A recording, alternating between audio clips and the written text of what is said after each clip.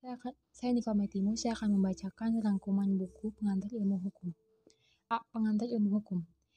Definisi pengantar ilmu hukum. Pengantar ilmu hukum berasal dari bahasa Belanda, Inleiding tot de Rekenschap, yang dipakai pada tahun 1920, yaitu dimasukkan dalam Hoger Onderwijswet atau Undang-Undang Perundangan Tinggi di negeri Belanda. Di Indonesia sendiri, istilah Inleiding tot de Rekenschap ini dikenal sejak tahun 1924 dengan didirikannya Rechtshogeschool atau Sekolah Tinggi Hukum di Batavia, yang mana dimasukkan ke dalam kurikulumnya. Pengantar berarti membawa ke tempat yang dituju, di mana dalam konteks ini berarti memperkenalkan mengenai ilmu hukum, sedangkan ilmu hukum berarti pengetahuan mengenai hukum dalam segala bentuk dan manifestasinya, di mana sangat luas ruang lingkupnya. Dengan demikian, pengantar ilmu hukum harus dikuasai untuk mempelajari cabang-cabang ilmu hukum sehingga tidak bisa dianggap kecil keberadaannya. Surojo Wijdodipuro mengungkapkan bahwa hukum terdapat di mana-mana, pada setiap waktu dan setiap bangsa. Anggapan ini kemudian menjadi anggapan modern yang bertolak belakang dengan anggapan kuno yang mengatakan bahwa hukum terdapat pada masyarakat yang beradab atau maju. B. Peran dan fungsi pengantar ilmu hukum. Beberapa peran dan fungsi dari adanya pengantar ilmu hukum yaitu: yang pertama, memperkenalkan segala masalah yang berhubungan dengan hukum, menjelaskan segala masalah yang berhubungan dengan hukum. Yang kedua, menjelaskan keadaan inti, maksud dan tujuan dari bagian penting hukum. Yang ketiga, memperkenalkan ilmu hukum dalam segala bentuk dan manifestasinya. Bila ditinjau dari disiplin ilmu, pengantar ilmu hukum merupakan bagian dari disiplin hukum yang bersamaan dengan filsafat hukum dan politik hukum. C. Ruang lingkup pengantar ilmu hukum. Ruang lingkup pengantar ilmu hukum sangat luas, sehingga dosen pengantar ilmu hukum perlu memenuhi persyaratan sebagai berikut. Yang pertama, menurut Profesor Dr. Ahmad Sanusi SH, seorang dosen pengantar ilmu hukum harus memenuhi syarat sebagai berikut. Harus menguasai bahan-bahan, baik bahan yang menjadi pembahasan maupun bahan pengetahuan lain yang mendukung. Yang kedua, memahami syarat-syarat pedagogis. Yang ketiga, berkemampuan untuk membangkitkan semangat siswa. Yang kedua, Direktur Pendidikan Tinggi Departemen Pendidikan dan Kebudayaan, DPT dan DPK, memberi penegasan bahwa A. Pembelajaran menitik beratkan pada kaidah serta pengertian yang berhubungan dengan hukum, sehingga tidak meliputi filsafat hukum. B. Seyogianya diperkenalkan pula disiplin ilmu hukum. B. Hukum, peranan, fungsi, dan tujuan. Sebagai zoom politikon, manusia memiliki kepentingan yang berbeda-beda, bahkan tidak jarang yang saling berlawanan. Tetapi justru saat seperti itulah hukum berperan penting, agar masyarakat dapat hidup aman, tentram, adil, damai, dan makmur.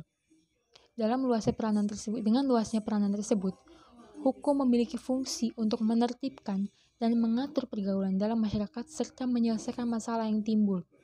Dalam perkembangan masyarakat, fungsi hukum ini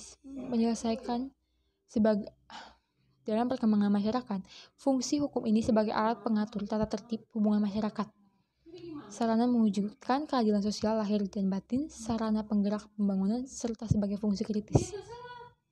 B. Mengapa masyarakat menaati hukum? Beberapa sarjana mengutarakan bahwa masyarakat menaati hukum dikarenakan sifat hukum yang memaksa. Namun Utrecht menuliskan bahwa masyarakat menaati hukum karena bermacam sebab, yang kemudian menimbulkan pengertian penting, berupa kekuasaan dan kekuatan. Beberapa penyebab tersebut sebagai berikut. Yang pertama, masyarakat merasakan peraturan-peraturan itu sebagai hukum. Yang kedua, masyarakat merasakan harus menerimanya supaya ada rasa ketentraman. Yang ketiga, masyarakat menghendaki hukum tersebut. Dan yang keempat, masyarakat mengetahui bahwa adanya paksaan atau sanksi sosial. C. Kodifikasi dan perkembangan hukum. Dalam upaya mendapatkan kesatuan hukum dan kepastian hukum, maka dilakukanlah kodifikasi hukum.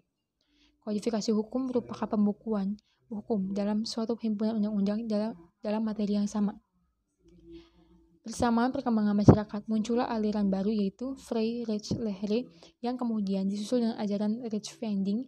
Masing-masing aliran tersebut memiliki pengaruh sesuai dengan zamannya, serta mewarnai praktik peradilan dari masa ke masa, serta tentunya berpengaruh pada penyusunan undang-undang.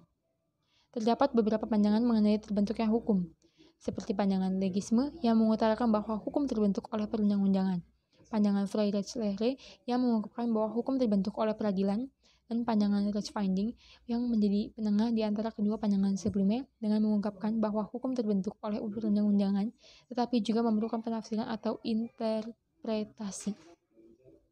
D. Penafsiran hukum.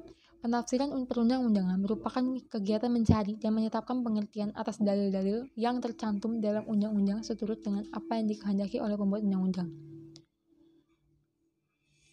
Pengisian kekosongan hukum.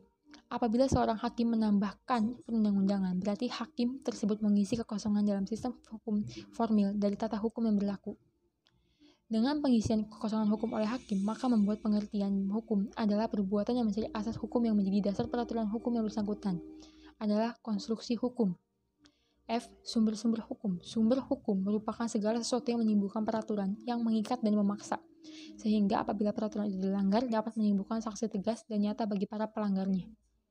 Menurut Profesor Dr. Sudikno, Sarjana Hukum, sumber hukum itu digunakan sebagai asas hukum atau permulaan hukum, menunjukkan asas hukum terdahulu sebagai memberi bahan pada hukum yang berlaku, sebagai sumber berlakunya, memberi kekuatan berlaku secara formal kepada pengaturan hukum, serta sebagai sumber untuk mendapat pengenal hukum. G. Kaidah hukum dan kaidah sosial. Terdapat beberapa kaidah sosial yang mengatur tingkah laku manusia dalam masyarakat seperti kaidah susila, kaidah kesopanan, kaidah agama atau kepercayaan, dan kaidah hukum. Profesor Dr. Sudikno Mertokusumo menggolongkan keempat kaidah tersebut dalam dua golongan, yaitu aspek pribadi, kaidah agama dan kaidah kesusilaan, serta aspek kehidupan, kaidah kesopanan dan kaidah hukum. Kaidah hukum dengan kaidah sosial lainnya memiliki kesamaan dalam maksud kaidah, yakni melindungi kepentingan perorangan maupun umum, sehingga terdapat tata tertib pada masyarakat. C. Subjek, objek, peristiwa, dan hubungan hukum. Subjek hukum. Subjek hukum merupakan sesuatu yang mempunyai hak dan kewajiban serta cakap untuk bertindak dalam hukum. Pada dasarnya, yang dapat menjadi subjek hukum ialah manusia. Terdapat dua pengertian manusia sebagai subjek hukum, yaitu naturalik person, manusia pribadi, serta Reich person, badan hukum, baik badan hukum negara maupun badan hukum privat. Terdapat pengecualian dalam subjek hukum, diantaranya seperti anak dalam kandungan, mereka yang tidak cakap hukum, binatang, serta badan hukum yang tidak memenuhi persyaratan. Persyaratan yang perlu dipenuhi oleh badan hukum untuk dapat diikut serta dalam pergaulan hukum seperti yang pertama, memiliki kekayaan yang terpisah dari kekayaan anggota-anggotanya, serta yang kedua, hak dan kewajiban terpisah dari hak dan kewajiban para anggotanya. B. Objek hukum. Objek hukum adalah segala sesuatu yang berguna bagi subjek hukum dan dapat menjadi pokok permasalahan dan kepentingan bagi para subjek hukum. Oleh karenanya, dapat dikuasai oleh subjek hukum. Manusia dapat menjadi objek hukum, asalkan hak dan kewajiban sebagai subjek hukum dicabut. C. Peristiwa hukum. Peristiwa hukum adalah segala peristiwa sehari-hari dalam masyarakat yang membawa akibat hukum atau akibatnya diatur oleh hukum, atau secara singkat didefinisikan sebagai sebuah kejadian hukum. Terdapat beberapa macam peristiwa hukum, yakni contoh kelahiran kematian, pendudukan tanah, pencemaran laut. Yang kedua ada peristiwa hukum tunggal dan peristiwa hukum majemuk. Itu contoh peristiwa hukum tunggal itu hibah atau pemberian. Contoh peristiwa hukum majemuk, perjanjian jual beli. 3. Peristiwa hukum sepintas serta terus-menerus. Contoh peristiwa sepintas, pembatalan perjanjian atau tawar-menawar. Peristiwa terus-menerus itu perjanjian sewa-menyewa. 4. Peristiwa hukum positif dan peristiwa hukum negatif. D. Hubungan hukum adalah hubungan antara dua atau lebih subjek hukum, di mana dalam hubungan hukum ini hak dan kewajiban pihak satu berhadapan dengan hak dan kewajiban pihak yang lain. Setiap hubungan hukum memiliki dua segi, yaitu kewenangan dan kewajiban. Dalam hubungan hukum ini juga terdapat 3 unsur sebagai berikut. Yang pertama, ada orang yang hak dan kewajibannya saling berhadapan. Yang kedua, ada objek yang berlaku berdasarkan hak dan kewajiban. Serta yang ketiga, ada hubungan antara pemilik hak dan pengemban kewajiban atau adanya hubungan atas objek yang bersangkutan. Hak merupakan hukum yang mengatur hubungan antara pihak yang satu dengan yang lainnya yang akan menimbulkan kekuasaan dan kewajiban. D. Antropologi, sosiologi, dan perbandingan hukum. Antropologi hukum adalah suatu cabang ilmu pengetahuan yang mempelajari pola-pola sengketa dan penyelesaian masyarakat sederhana maupun yang sedang berkembang. Antropologi hukum memperhatikan dan menerima hukum sebagai bagian dari proses-proses yang lebih besar dari masyarakat. B. Sosiologi hukum. Sosiologi hukum merupakan cabang ilmu pengetahuan yang secara empiris dan analitis mempelajari hubungan timbal balik antara hukum sebagai gejala sosial dengan gejala-gejala sosial lainnya. Sosiologi hukum berusaha untuk mengupas hukum sehingga hukum tersebut tidak terpisahkan dari praktik pelanggarannya.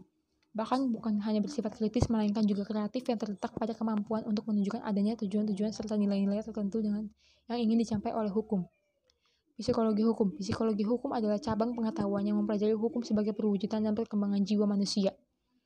Psikologi adalah ilmu pengetahuan tentang perilaku manusia, sehingga psikologi hukum akan melihat hukum sebagai salah satu dari cerminan perilaku manusia. D.